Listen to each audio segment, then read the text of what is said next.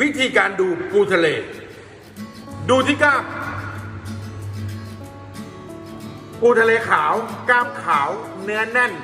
วิธีการจับขุดโดยจากธรรมชาติหายากปูแดงกล้ามแดงเนื้อแน่นหาง่ายวิธีการเลี้ยงได้จากฟาร์มมีตามท้องตลาดทั่วไปวิธีซื้อให้กดที่อก